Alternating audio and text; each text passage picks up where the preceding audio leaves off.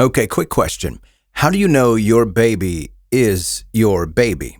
Like, sure, you were there for the birth, you signed the paperwork, you memorized the face, but one morning they wake up a little different. Same clothes, same crib, but there's something off.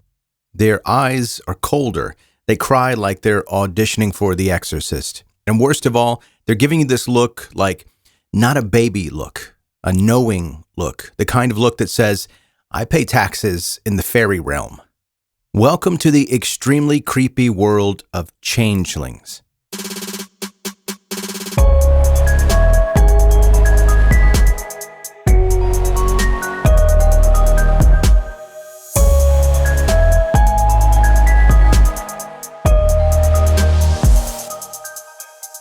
Back before we had WebMD to convince ourselves we were dying of 15 different diseases at once, people had folklore.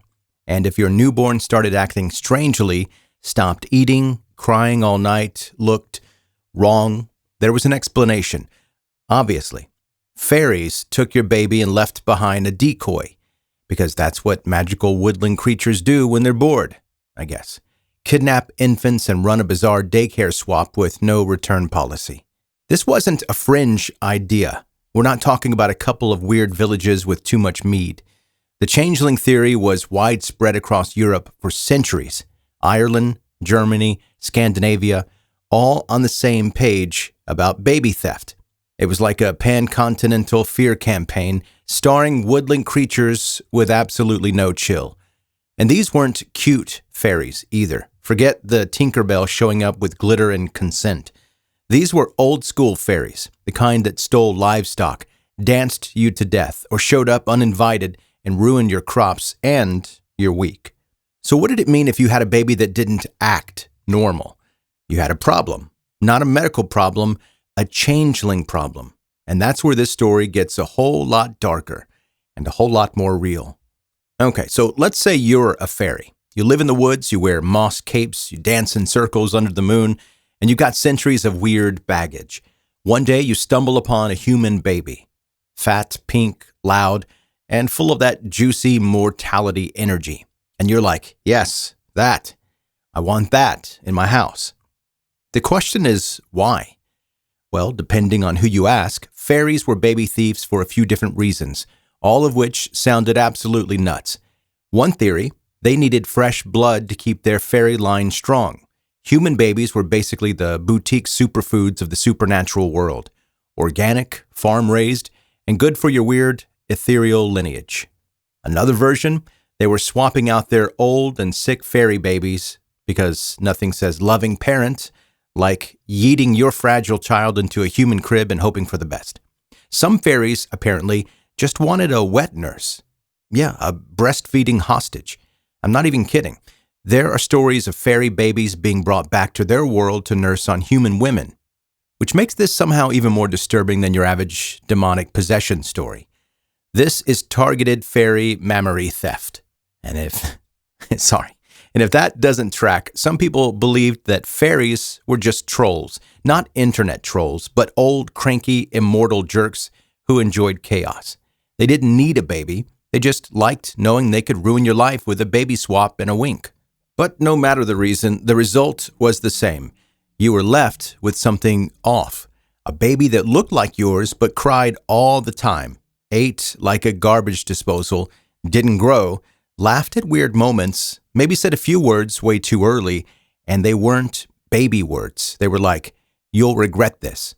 And you're like, oh boy. So the lore evolved. Parents weren't just suspicious, they started diagnosing. There were checklists. Does your baby hate bread? Does it bite you when you sleep? Did it recite a poem in Latin last night? If yes, congrats, you've got a changeling. All right, so you've got this kid. You're sleep deprived, probably unwashed, and every time you look in the crib, you're not entirely sure the baby in there is the same one you brought home from your medieval midwife. What do? Well, lucky for you, early Europeans had a checklist. Honestly, kind of impressive how confidently wrong these people were. They really thought they could spot a changeling the same way you'd spot a bad wig. Here's what the experts, aka the guy in your village who talked to mushrooms, told you to watch out for. Cried all the time. Changeling. Didn't grow or gain weight. Changeling. Ate like a linebacker despite being 6 months old. Big changeling energy. Said a full sentence before their first tooth came in. Okay, that's not a baby, that's an unpaid actor. And sometimes it wasn't even behavior, it was just vibes. He just feels wrong, or she's got the eyes of an 80-year-old crone. And sure, it could have been colic or an undiagnosed development disorder, but in the 1400s, the only thing more contagious than the plague was mass paranoia. So what did people do when they thought their kid was a changeling? They tested them. And by tested, I mean they did stuff that sounds like rejected fear factor challenges. One of the most popular, boiling eggshells. You'd fill them with water, set them by a fire, and just wait. The idea was that a changeling, a real changeling, being a grumpy old fairy pretending to be a baby, would see this absurdity and break character. Like, okay, fine, I'm 347 years old and this is nonsense. Basically a medieval gotcha moment. Other methods were less cute. Threatening the child, abandoning it in the woods to scare the fairy away. In extreme cases, tossing them into a fire. Yeah, the lore says it was to force the fairies to return the real child. But let's not sugarcoat it. This is where the folklore becomes fuel for some real-life horror. And again, let's not forget the subtext. Most of the time, the changeling wasn't some creepy fairy kid. It was a kid with autism, or cerebral palsy, or a neurological condition that didn't have a name yet. Or maybe the mom just had postpartum depression and was told she was cursed. So what looked like a whimsical legend, a bedtime story about sneaky fairies, turned into justification for doing the absolute worst thing a parent could imagine. And that brings us to the real horror of changelings, not the fairies, the people who believed in them. Let's talk about what happens when the belief in changelings crosses the line from quaint to you're going to prison now. Because as much as people love to say it's just a myth, this one got real fast. Case in point, Bridget Cleary, Ireland, 1895. This was not the Middle Ages. This was post-electric light bulb. But even in the age of trains and telegrams, Bridget's husband believed his 26-year-old wife had been replaced by a fairy. Here's the setup. Bridget was smart, independent, and ran her own small business, which back then basically meant she was a wizard. She got sick with what was probably bronchitis, but instead of taking her to the doctor, her husband Michael was like, yeah, that's not my wife, that's a changeling. He brought in a priest and a fairy doctor, because apparently we're just doing both now. What followed was a terrifying mix of superstition and toxic masculinity dressed up as a ritual. They force-fed her potions, burned herbs over her body, shouted prayers and curses at her. And when Bridget didn't snap out of it, Michael threw her into the hearth and set her on fire in front of her family, who, and this is not a fun twist, helped. Their defense? They didn't kill Bridget, they freed her. They genuinely thought they were burning a fairy imposter and that the real Bridget would be returned by the fairies. Fast forward, she wasn't returned, she was dead, and Michael did 6 years in prison. 6. That's less than people get for tax fraud, because when courts heard changeling, they went, oh, okay, witch stuff, just a misunderstanding. And this wasn't some isolated thing. There are stories all over Europe of children abandoned in forests, drowned, starved, tossed into fires, all because they were different. And people were so scared of difference, of illness, disability, or just a baby who didn't smile on cue, that they chose the myth over the child. The changeling lore became a loophole, a way to expose cruelty with a shrug and a storybook.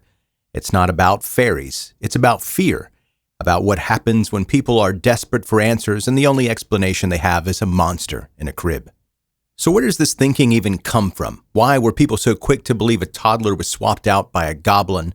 And the short answer is people were scared, poor, and had zero understanding of medical anything. A baby gets sick or stops developing, and without science, you're stuck making up stories to fill the silence. Some historians think changeling lore was a coping mechanism, a way to explain away grief, guilt, or something they didn't have the language for, like autism, genetic disorders, or postpartum depression. Others point out the control aspect. Sometimes a kid didn't fit the mold, and people used Changeling as an excuse to punish them or get rid of them. And let's not ignore the gender stuff. A lot of victims were women, independent women, loud women, sick women. She's not herself was often just a code for she's not listening to me anymore. So yeah, blame the fairies. Convenient, right? So fast forward to now, and changelings have morphed into something else, less horror story, more metaphor. In modern fantasy, changelings are shapeshifters, outsiders, the kid who doesn't belong. But instead of being feared, they're sometimes the hero. The idea has been reclaimed by people who've felt like changelings, like they were dropped into the wrong world and told to fit in. And maybe that's the takeaway here. The changeling myth was never about fairies. It was about how badly people react to difference, to not understanding something, to not having control. Maybe the kid wasn't cursed. Maybe the world just didn't know what to do with a baby who didn't play by the rules. And honestly, that's not folklore. That is still happening. Thanks for listening to 10-Minute Mystery. If you liked what you heard, be sure to subscribe right now to the podcast wherever you're listening. Rate and review it so more curious minds can find the show. And if you want to keep on listening to something that's still brief and bingeable, like 10-Minute Mystery, but maybe a little darker, something like murder, I have another podcast that's called 10-Minute Murder. So you can go check that one out. We'll see you next time.